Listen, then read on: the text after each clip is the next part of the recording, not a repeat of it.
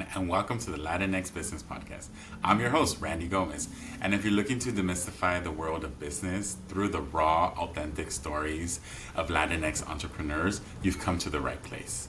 As someone with an MBA and an IRS enrolled agent license, I've spent years helping freelancers, partnerships, and S corporations navigate the often tricky waters of the U.S. tax law. Now, I'm bringing that expertise and passion to this community right here. So thank you for tuning in, and you know what? It's time to talk business.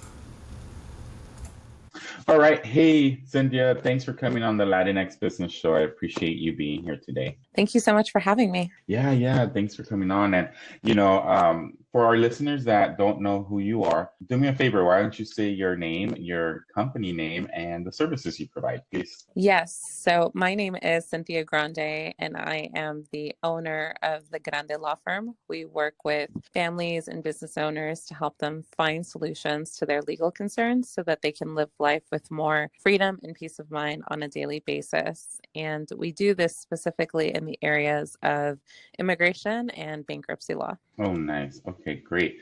So we'll definitely have some follow-up questions there with those two areas, right? Because there's so many things happening right now in our country with Yes. the immigration laws specifically. So some housekeeping items. I do ask everyone, what's your preferred pronoun? Preferred pronouns are she and her. She and her. Oh, right. We'll go with those. And within the Latinx community, how do you identify yourself? That's a really great question. I would say I identify myself as Latina, Latinx, and I would say Salvadoran American too. Nice. Okay. And then Latinx. And do you have, okay, so would you say that all three of those are on the same level for you, or do you feel more comfortable with one, or is there a time where you use one of the terms versus the other? I think I'm probably more comfortable or more familiar with using Latina. I've always related to myself as Latina. And, just as I think time goes by and we're learning, different things that impact our culture, I'm learning Latinx, it creates a whole different world that I'm learning to embrace. And I'm definitely proud of being, having my family be from El Salvador. So I always... So that's always in the background, I think, for me too. But probably Latina is the one I most commonly use. Okay, yeah, no, that's great. And so for the show, we'll go with Latina. And so tell me a little bit more about your family and their background, maybe where your mom or your dad came from. Sure. My family, both of my parents are from El Salvador. They came to the United States in the 1980s when the Civil War was happening over there. And they essentially came here because they wanted to build a better life for themselves, for their future for their families. I was fortunate to be able to be born here in the United States, but I'm very proud of my Salvadoreña roots. Yeah. Yeah. Now, you know what? I have so many friends that are Salvadorian. So where in my MBA program, my best friend in the program, and I'm still in contact with her like almost every week. She's 100% Salvadorian as well. And her parents are amazing. They travel back and forth from El Salvador like 2-3 times a year. They are retired now, but they're great people. They make good money in finance here in the US, and I admire them definitely for sure. They're amazing people. That's really cool. I love that. Yeah, no, I love them. They're so cool. All right. Well, moving along to your industry, you are an attorney at law. How did you get started in your industry? Take us through that journey. Definitely. So, let's see. I feel like, where do I start? Do I start when I first wanted to be a lawyer? Go for it. Yeah. So I, at a very young age, I decided I wanted to be a lawyer, and I kind of decided, this is kind of silly. They have those things when you're in elementary school where you have to write out essays on what you want to be when you grow up, like those kind of assignments. And I was in 3rd grade. I remember we got this assignment, and I had just watched this show over the weekend, Saved by the Bell, like way back when in the 80s. And my favorite character on that show was Jessie. And they had just had like a career day episode, and she said, "I'm going to be a lawyer." So when I had that question, I was like, "Oh, I'm going to be a lawyer. Yeah, that's what I'm going to do." And I had no idea what a lawyer was. I had never met a lawyer. But I remember my teacher saying, "Oh, Cynthia, that's really great. Yes, you should definitely do that." And I don't know, I just kind of ran with it and I kept on saying it. And the older I got, I realized, what lawyers are able to do and, advocate for people who don't necessarily have a voice or don't know how to navigate the legal system, which is just a part of our everyday life. And I realized like that was something that I wanted to do, especially for the communities that I grew up in. So I went to the University of Southern California for undergrad, and then I went straight into law school. I went to a school in Sacramento, California, called the University of the Pacific McGeorge School of Law, and I took the bar exam and became a lawyer, and I've been doing that I've been a lawyer since 2009. I just had my anniversary of being a lawyer a couple of days ago, actually. And Oh, nice. Congrats. thank you. That's definitely an achievement. Thank you. Yeah. And, I've done different things in the legal field. I've worked in criminal defense, and then I did some bankruptcy work and briefly some family law. But now what I primarily do is immigration and bankruptcy law at my law firm. Yes, yes. Okay, so in terms of how did you make that decision of switching from criminal defense to immigration? Because now you primarily focus on immigration and bankruptcy law, right? Yes. Okay, Yes. how was that decision? Well, I was living in Sacramento when I was doing criminal defense, and I graduated in 2009. And I passed the bar in 2009. So when the recession was happening, and I was Right. at this point in time where, do I stay in Sacramento? Do I go back to LA? I grew up in Los Angeles. So at that point I decided, okay, I'm going to move back to LA, and then I need to find a job. So I just started applying everywhere. And the first job offer I had was at a bankruptcy law firm, actually. And I was doing that. And the people that I was working with were primarily Spanish speaking, and I never imagined I'd do bankruptcy law, but I enjoyed helping people and helping them walk through, this stressful time in their lives and help them get some relief and some clarity on how to move forward. So Yeah. that's how I jumped into bankruptcy law. And then when I started my practice, most of my clients were Spanish speaking, and then they wanted immigration services. And I had done some immigration work, not as an attorney, but as a paralegal before I started law school. And I had really great mentors. And, now we've been doing that for several years as well. Got it. Okay. So, it's funny that because you're saying like before law school, you were a paralegal and you were working in that industry. I feel like so many people kind of use their past experiences and then we push them full force in the future, because even myself, like I did taxes with the city of Los Angeles, but that by no means was that like what I had gone to school for in undergrad. I went to school in undergrad for sociology and photography. It's an art major. But you're so right. I needed a job. I needed to pay bills, and those bills were knocking on my door a couple of years later. So when the city was like, "Hey, we'll train you by the IRS to do taxes," I was like, "I'll do it. I need the hours." So Yeah.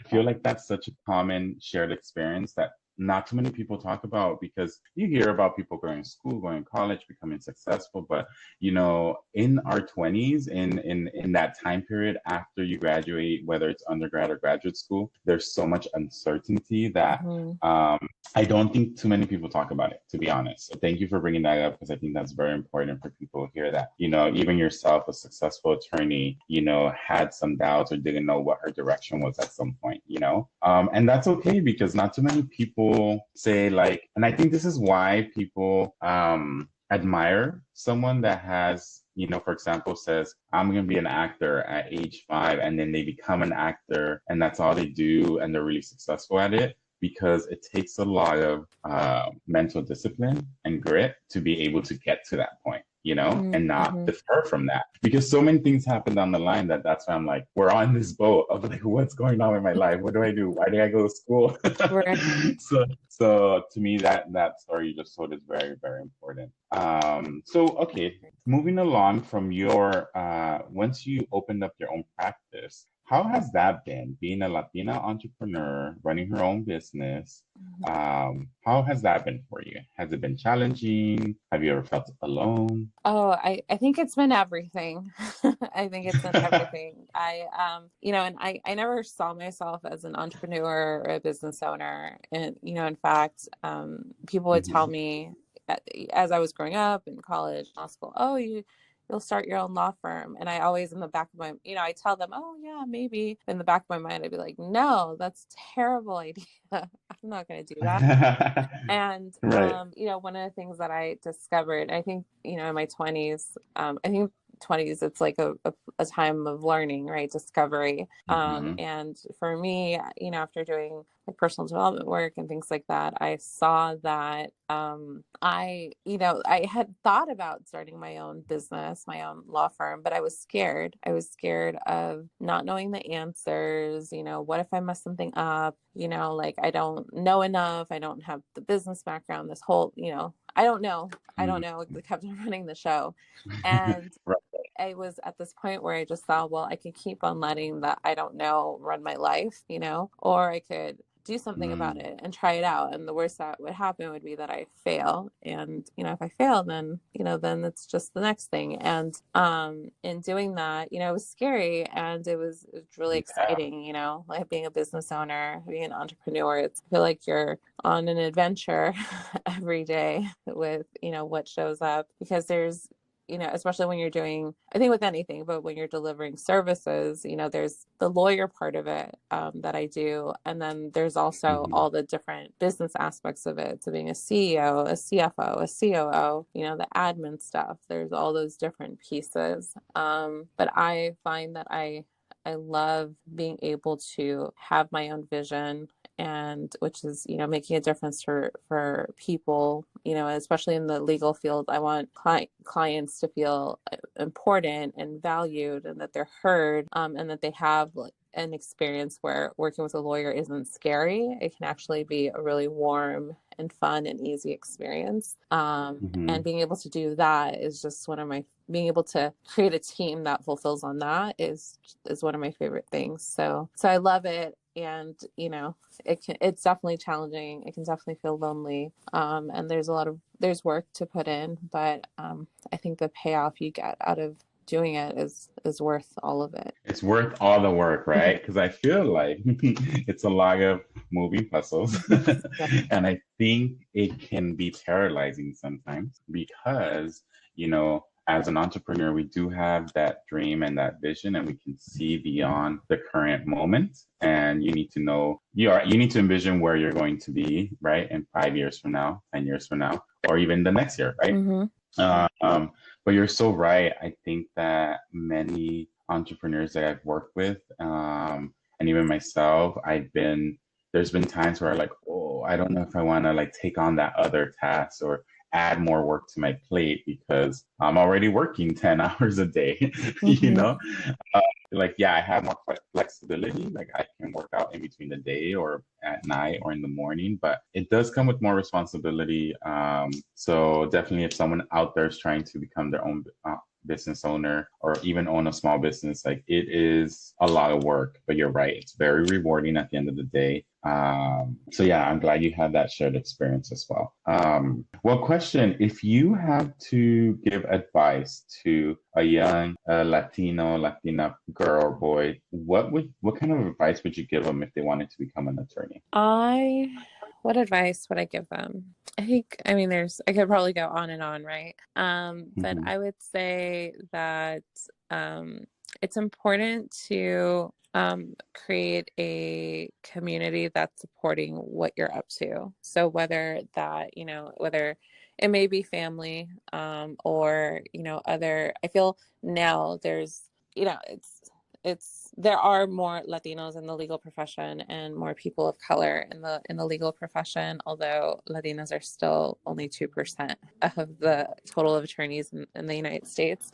But I think now there are definitely a lot more places where you can get resources to find mentors and people that can guide you through the process. I think for me, the first time I met a Latina lawyer, I was probably in college already, and it was somebody in my sorority who had just graduated law school, so, Right. but I think now I have mentees, and I think there's places where people can find that. But the point is to connect with people that have gone through the process so they can help you not have to do it the hard way. And I think that's something in our community where because we don't have as many people that have gone through these barriers, in business and legal finance, it can be a lot more challenging, but doesn't have to be that way if you step outside your comfort zone and connect with people that can support you in the process.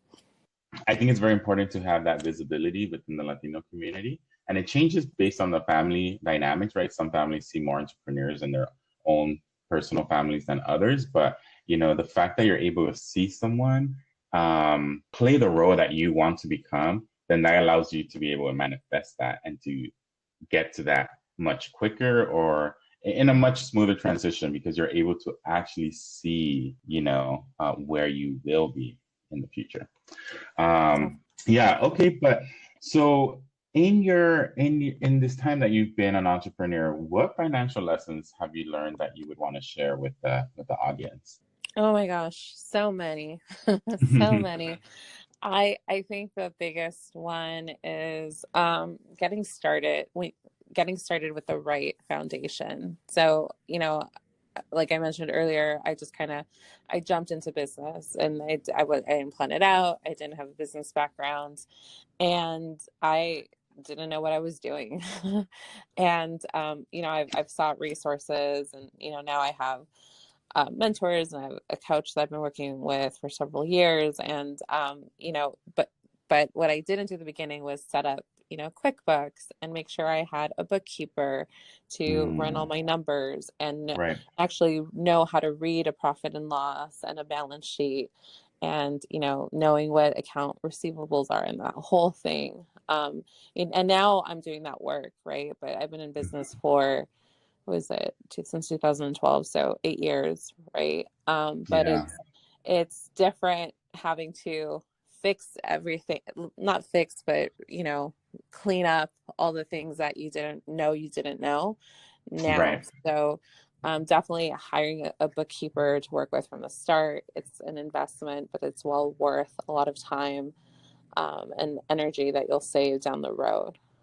So that's I think the biggest lesson that I would definitely recommend, that people work with a bookkeeper right away. Yeah. And you know what? Right now that you say work with the bookkeeper, I actually have a really great mentor, and she also teaches for QuickBooks. So she is hired by QuickBooks to teach QuickBooks, and she travels the states and does those teaching classes.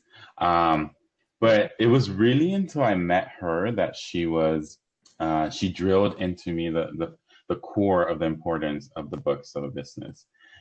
So many people want to make decisions on their business, but how do you make a decision on whether you have money to spend on an item if your books haven't been updated for 6 months, right? So definitely, you're right. Get yourself a bookkeeper, get your books in order, and that will allow you to plan for future items as well for your business. All right. With the current times, how challenging has it been to get cases approved? And, more specifically, how has this administration made your job harder, right? or not easy at all? Yes. Well, with immigration law, this current administration has definitely made things a lot more challenging. There's cases, I was about to say simple, but there aren't simple cases in immigration law, but cases that would perhaps be described as more straightforward and now have, 10 different hurdles to get through now, 10 additional new hurdles to get through. And, these things, that they're adding for these cases, they're not things that they're not like deal breakers. So, a lot of it is just it, but it does make it be more work for attorneys. And,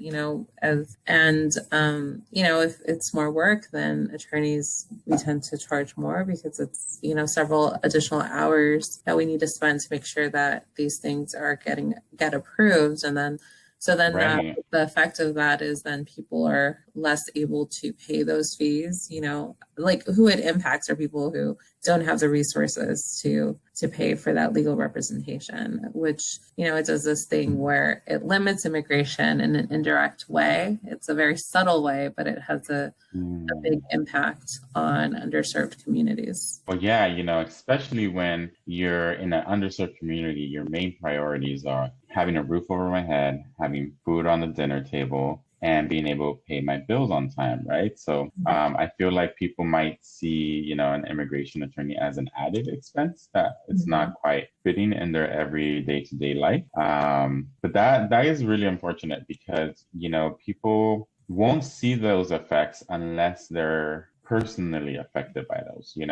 So I'm glad that you bring that up because, there are a lot of people here in the US that are immigrants and that are connected to all of us. So I feel for them, because I'm just like, geez, like it doesn't make it any easier. And that process, I feel like year after year, it just gets harder and harder for people to either become residents or to get a green card or to become naturalized citizens. So well, tell me, is there like a specific case that you can think of off the top of your head that, should have taken maybe, I don't know, a couple months, but it's taken much longer now? Or a specific example? You don't have to use names, of course, no details. Well, so there was this case in the Ninth Circuit, and the Ninth Circuit, it encompasses California as a part of the Ninth Circuit, where people who had temporary protected status or TPS from certain countries, if they have an immediate relative, could qualify for this process called adjustment of status, where people can apply for residency here in the United States without having to leave the country, which is a big deal because a lot of people have been living here for 20, 30 years and they're scared to go back to their home country for multiple reasons. So we had a case that was someone who clearly qualified under this new rule, new case law. And, we filed the application for him. And, these cases before COVID would maybe take 10 months to about a year. And this case, they didn't schedule the interview, I think, until about 12, 14 months later. And then when they scheduled it, they asked for documentation that we had already submitted, but they asked for it again. So, the documentation was submitted, but somewhere along the way, they confused the file and they denied the case. They said that they denied the case. They denied it like on this weird date that it was very confusing. So we had to contact the USCIS, which is the agency that processes these cases, but they've changed the ways that you can contact them. So before you could schedule an appointment online, and then you go to the appointment to your local office, and they help. It's kind of like customer service. What then changed it to is this new system is where you have to call, and then when you're calling, sometimes you are on hold for an hour, 2 hours, 3 hours before you get somebody on the line. And then you get the person on the line and you tell them why you want an appointment. And then that person will tell you if it fits into what they think is something that's worthy of an appointment. And if you get somebody on an off day or someone who doesn't understand the way what's needed, they'll say, no, we can't schedule an appointment for that. And then they just kind of leave it like that. So, or they'll say, if they do think, well, maybe this could be worthy of an appointment, they'll say, well, we'll have somebody call you back in the next 24 to 72 hours. And if the thing is, if they're not available when they call you back, then you have to start the process all over again. So there was a lot that was happening, and we had to get the congressional representative involved. And I think it's 2.5 years later, we finally had the case approved. but it's just little, and it's little things like that, it's little subtle changes that are made that really disenfranchise immigrant. Right. Yeah. I never thought how a small administration change like that would make such a huge impact or prolong something that would take 10, 12 months to twice as much time. Wow, that's crazy. So, quick question. Do you work with DACA students? We do. We do. Yeah, we have several You do? DACA clients that we work with and people who have DACA and then they're able to legalize their status because of changes with family or with work. So yeah, we do. Okay. And all right. So if someone wanted to reach out to you with the DACA case, they could always reach out to you for that, right? Yes, definitely. We're happy to help. Okay. So how actually, you know what? If someone does want to reach out to you, how would they get a hold of you? Well, we have our website. Our website is thegrandelawfirm.com. So THEGrandelawfirm.com. And then you can just also find us on Facebook. We're on Instagram, LinkedIn. We have the firm page and my LinkedIn, which is Cynthia Grande. Yeah, they can reach out to us in any of those ways. All right. And you know what? I do have a question about the pandemic because, the pandemic's not over. And how has that affected your business in terms of how you used to work and your business model moving forward? Yeah, well, it definitely impacted us. We before we're all like an in-person team, and with all the COVID restrictions, we are no longer seeing clients in person unless it's like a very rare exception, and we're considered essential services in LA County in California. But we had to look at, well, how can we serve our clients? How can we make sure that they have the experience of being valued, even if they don't necessarily have as much face-to-face contact. So we've had to streamline and systemize a lot of the things that before we just kind of did, in our in-person interactions. And I've learned how critical it is to create those systems and procedures so that we can best serve our clients. So it's forced us to do things that we had been thinking about doing for a long time. But I can definitely see that in doing that, as a business, we've grown up, in a sense, like stepping up into new things that will allow us to expand eventually once things get back to, I don't know if it's normal, but until there's like yeah, somewhat, right? Somewhat of a normal life. No, yeah, I'm glad to hear that because I do think that, for so many years, I've always thought like, why are people forced to go into a job and be there for 8 physical hours of a day when, maybe the work can be split between 2 hours in the morning, 4 hours in the afternoon, or maybe they're a night person and they work well at night, Personally, I'm a morning person, so I work much better in the mornings. But, I do think that the pandemic has forced a lot of businesses to shift and to take alternative business models on. But now, do you find yourself actually contacting and touching your clients more often, like email, phone, like setting up more appointments versus before they would just wait to go into the office like every so often? Yes, I think so. And I can see how it's just, in the side of our commitment to have our clients feel valued and heard.